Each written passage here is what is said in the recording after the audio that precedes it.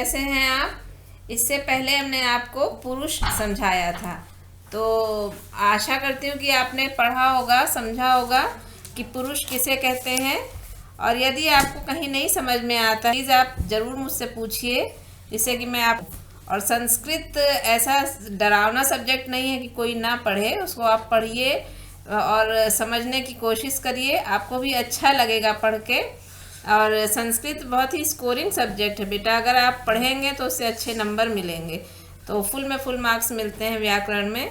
तो कोशिश करिए कि आप उससे अच्छे से समझिए, अगर नहीं समझ में आता है तो आप ज़रूर पूछिए। चलिए, मैं आज आपको लिंग की परिभाषा, भेद और शब्दों की लिंगानुसार तालिका बताऊंगी। तो स्टार्ट करते हैं कि संज्ञा शब्दों को सामान्यतः दो भागों में बांटा जाता है। संज्ञा शब्दों को सामान्यतः दो भागों में बांटा जाता है। किसमें? एक होता है अजंत। अजंत को अगर हम विग्रह कर दें तो अच प्लस अंत होता है। तो अच प्लस अंत मतलब यानी कि जिसका अंत जो है, जिन शब्दों के अंत में स्वर आता है उन्हें अजंत या स्वरांत कहते हैं। जैसे कि अगर हम बोलते हैं बाल, बालह बोलेंगे, बाल बोलेंगे, तो बाल या बालक बोलेंगे, तो जब आप विग्रह करेंगे तो क्या होगा?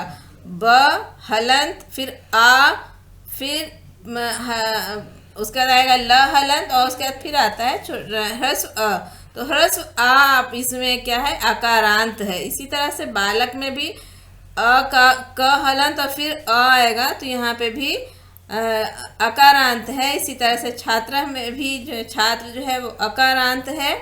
तो जो भी शब्द जो है वो जिसके अंत में स्वर आता है उन्हें हम अजंत या स्वरांत कहते हैं। और इसी तरह से नदी, स्त्री, श्री, ये भी ईकारांत हैं। अंत में आपको क्या सुनाई दे रहा है? ई की मात्रा सुनाई देती है। तो जहाँ पर जो अंत में जिन भी स्वरों की ध्वनि सुनाई दे रही है उसी से अंत हो रहा है, तो यानी कि नदी यानी द हलंत प्लस ई, तो ईकारांत हुआ। इसी तरह से त्र प्लस ई होगा, तो ये भी ईकारांत है। इसी तरह से साधु, धेनु, वधु, ये सब क्या है? उकारांत है। आगे चलते हैं हलंत। हल अंत यानी हल से जिन शब्दों का हल से अंत होता है, यानी कि जिन शब्दों के अंत में व्यंजन आता है उन्हें हलंत या व्यंजनांत कहते हैं। हल व्यंजन को हल भी कहा जाता है, हल वर्ण भी व्यंजन को ही कहते हैं। तो जिन शब्दों के अंत में व्यंजन आता है उन्हें हलंत या व्यंजनांत कहते हैं। जैसे मरुत, राजन, विद्वस, ये सब क्या है? ये सब व्यंजन है। त व्यंजन है, न व्यंजन है, स व्यंजन है, तो ये व्यंजन है। तो जिन अंत में जिन शब्दों का अंत हम व्यंजन से करते हैं उसे हम क्या कहते हैं? व्यंजनांत या हलंत कहते हैं। आगे चलते हैं कि लिंग किसे कहते हैं। लिंग आपको पता ही है, लिंग चिन्ह को कहा जाता है, यानी कि स्त्री, पुरुष व निर्जीव का बोध कराने वाले शब्द लिंग कहलाते हैं। जिन शब्दों के माध्यम से को पता चले कि हाँ ये स्त्री है, ये पुरुष है, ये नपुंसक लिंग है। जैसे हमने कह दिया कुर्सी, कुर्सी क्या है? कुर्सी बोलने से ही पता चल रहा है कि क्या नपुंसक लिंग है। बेजान चीज़ों को ही हम नपुंसक लिंग कहते हैं। तो जिनके अंदर जान नहीं है, बेजान है, वो नपुंसक लिंग हो गए। या हमने कह दिया बालक, बालक से आपको किसका बोध हो रहा है? अकारांत। पहली बात तो अकारांत है, तो बालक जो है वो क्या है? पुरुष जाति में आता है। या छात्र पुरुष जाति में आता है, अध्यापक पुरुष जाति में आता है। और या स्त्रीलिंग किसे कहेंगे? स्त्रीलिंग जो स्त्री का बोध कराए, तो स्त्री का जो बोध कराता है, जैसे कि हमने बालिका कह दिया, छात्रा कह दिया, है ना। आकारांत यानी आकारांत, लास्ट में क्या है? इसमें बड़ा आ की ध्वनि सुनाई दे रही, तो जहाँ दीर्घ आ से अंत होता है या दीर्घ ई से अंत होता है वो स्त्रीलिंग में आता है। तो आगे देखते हैं कि अब ये कितने प्रकार के होते हैं? 3 प्रकार के होते हैं, स्त्रीलिंग, पुल्लिंग और नपुंसक लिंग। स्त्रीलिंग, पुल्लिंग और नपुंसक लिंग, ये 3 प्रकार के होते हैं। जैसे हमने अभी भी बताया, स्त्रीलिंग बालिका, छात्रा, पुल्लिंग बालकः, छात्रः, या नपुंसक लिंग में हम संस्कृत में बोलेंगे फलम, पत्रम इत्यादि। तो आगे देखते हैं कि क्या है स्त्रीलिंग क्या है। पुल्लिंग क्या है और नपुंसकलिंग क्या है। तो पुल्लिंग किसे कहते हैं? पुरुष जाति का बोध कराने वाले शब्द पुल्लिंग कहलाते हैं। और जैसे बालक हो गया, देव हो गए, या आपके छात्र हो गया, विद्यार्थी हो गया, अध्यापक हो गया इत्यादि। इसी तरह से स्त्रीलिंग में आते हैं। जिन शब्दों के द्वारा हमें स्त्री जाति का बोध होता है उन्हें स्त्रीलिंग कहते हैं। स्त्री जाति का बोध नाम से ही पता है। छात्रा, अध्यापिका, शिक्षिका या नदी, वारी, ये सब जो है क्या होते हैं? स्त्रीलिंग में आते हैं। फिर आते हैं नपुंसकलिंग में। निर्जीव वस्तुओं का बोध कराने वाले शब्द नपुंसकलिंग कहलाते हैं। निर्जीव वस्तुओं का बोध कराने वाले जैसे पत्रम हो गया या फलम हो गया, इस तरह से जिन वस्तुओं का बोध हमें जिन शब्दों से होता है उन्हें हम नपुंसकलिंग कहते हैं। ये सर्वनाम संज्ञा के में भी और सर्वनाम में हर तरह से आपको जो है मिलते हैं। संज्ञा के स्थान पर प्रयोग किए जाने वाले शब्द सर्वनाम कहलाते हैं। ये आपको पता ही है। विशेषण और सर्वनाम शब्द तीनों लिंगों में होते हैं। तो विशेषण का लिंग वही होता है जो उसके विशेष्य का होता है। आगे हम आपको तालिका दिखा देते हैं। पुल्लिंग की तालिका है, जैसे देव हो गया, बाल हो गया, अश्व हो गया, है ना। तो ये आप देखिए, देव, बाल, बाला जो है वो क्या है आपका? यह अश्व पुल्लिंग है। पिका पुल्लिंग। इसी तरह से खगः पुल्लिंग में आ गया, वृक्षः पुल्लिंग में आ गया। इस तरह से आपको बहुत सारे हमने तालिका में नाम दे दिए। अगर और भी ज़रूरत होगी, आपको कहीं नहीं समझ में आ, कमेंट बॉक्स में नाम लिखिए, पुल्लिंग है या स्त्रीलिंग। कहीं अगर आपको कन्फ्यूज़न होगी वो कन्फ्यूज़न ज़रूर दूर करूँगी।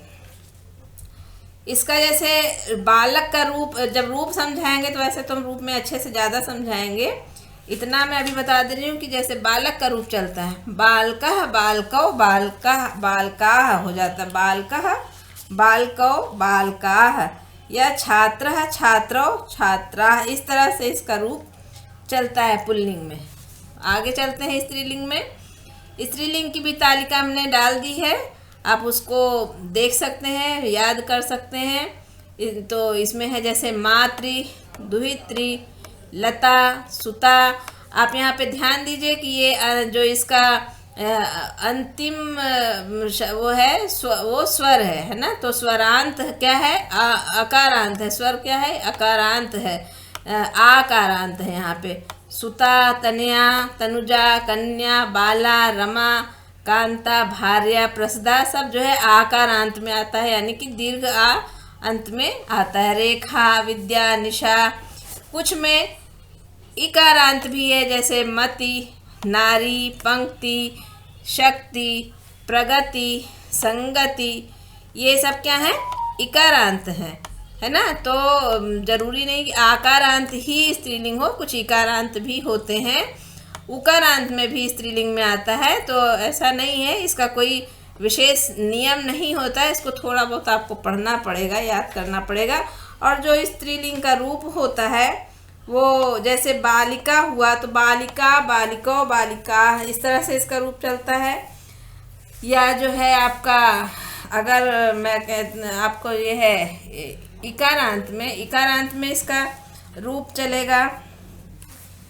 इकारांत में अगर रूप चला तो इकारांत में क्या, जैसे आपका ये है इकारांत, नदी, नद्यो, नद्यः, नदीम, नद्यो, नदी। इस तरह से इसका रूप चला। इसी तरह से आगे भी सबके रूप चलते हैं। आगे चलते हैं हम नपुंसकलिंग में। नपुंसकलिंग में जैसे फल है, ज्ञान है, अनत्री है ना।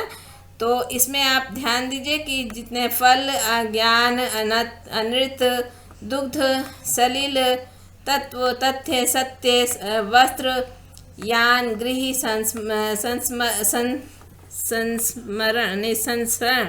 संसरण, सुवर्ण, लौह, ताम्र। इस तरह से आपके बहुत सारे मैंने यहाँ पर डाल दिए हैं। ये नपुंसकलिंग का भी तालिका डाल दिया गया है। आप इसको पढ़ सकते हैं और याद कर सकते हैं। इसका रूप जो है बहुत सरल है। इसका फलम, फले, फलानी, पत्रम, पत्रे, पत्राणी, इसी तरह से इसका रूप बनते। रूप हम आपको आगे इसी तरह से बताएंगे। और आगे हम आपको इसके बाद वचन समझाएंगे। तो आप इसको, मेरा विश्वास है कि आप ज़रूर पढ़ेंगे, ध्यान से पढ़ेंगे और समझेंगे भी। तो ये लिंग अभी अच्छे से आप समझ लीजिए और याद कर लीजिएगा। अगर आपको कहीं कुछ नहीं समझ में आता है तो आप मुझसे ज़रूर पूछिएगा।